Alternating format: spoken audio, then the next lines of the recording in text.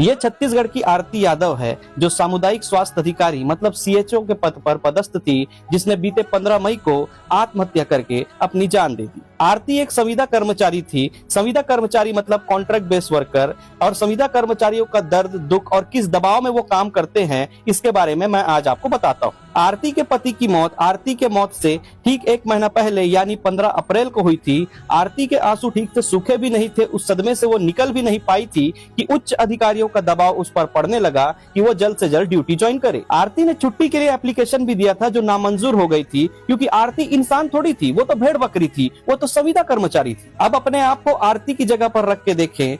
पति की मौत का सदमा, 1 महीने से आरती की सैलरी नहीं मिली थी, 3 महीने से उसे इंसेंटिव नहीं मिला था, और सेंटर चलाने के लिए जो फंड दिया जाता है वो भी उसे नहीं मिला था। ऊपर से आरती की मौत के 2 से 3 दिन पहले उसके उच्च अधिकारी ने उसकी सैलरी कट करने की जो धमकी दी थी, उस धमकी ने आरती को अंदर से तोड़ दिया, क्योंकि आरती पिछले कुछ महीनों से भीषण आर्थिक तंगी से जूझ रही थी। आरती कई महीनों से अपने ट्रांसफर के आवेदन को लेकर भटक रही थी, लेकिन ये छत्तीसगढ़ है, यहाँ संविदा कर्मचारी मर जाए फिर भी यहाँ के मुख्यमंत्री मंत्रियों के कान में जुआन नहीं रेंगता, और संविदा कर्मचारी जिम्मेदार आईएएस लोक सेवा अधिकारी के पास अपने ट्रांसफर की बात को लेकर जाए, आवेदन को लेकर जाए, तो वो अधिकारी उन्हें धुतकार के भगा दिया करते हैं, क्योंकि वो तो भेड़ बकरी हैं, वो तो संविदा कर्मचारी। पूर्व की कांग्रेस की सरकार हो या वर्तमान की बीजेपी की सरकार हो, संविदा कर्मचारियों के लिए दौर नहीं बदलता, सरकारें बदल जाती है। संविदा कर्मचारी कल भी भेड़ बकरी थे, आज भी भेड़ बकरी हैं, और शायद आने वाले कल में भी भेड़ बकरी ही रहेंगे, क्योंकि संविदा कर्मचारियों के पास ना तो जॉब सिक्योरिटी है, ना समान वेतन है, ना समान काम है।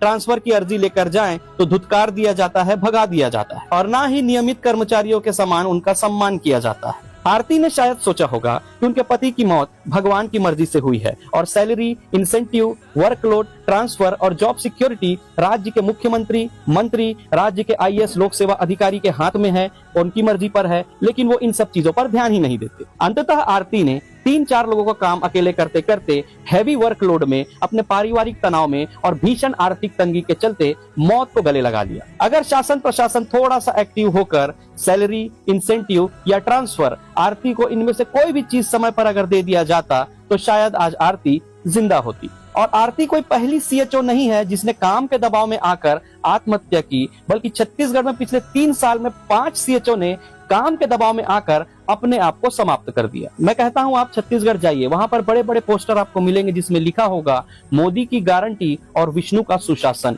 मैं इस पर विश्वास नहीं करता। अगर गारंटी होती तो सैलरी, इंसेंटिव और ट्रांसफर की गारंटी हो सकती थी। अगर सुशासन होता तो काम के दबाव में कोई वहां आत्महत्या नहीं करता। किसी का कुछ नहीं गया। अगर दुनिया लूटी है तो उस 1 से 1.5 साल के मासूम बच्चे की है, जिसने 1 महीने के अंदर अपने माता पिता को खोकर इस दुनिया का सबसे बड़ा दुख अनाथ होने का किसी की गोद में हंसते रोते खेलते कूदते चुपचाप झेल लिया। शर्म करो छत्तीसगढ़ के आईएएस लोक सेवा अधिकारियों, शर्म करो उच्च अधिकारियों, और शर्म करो सरकार।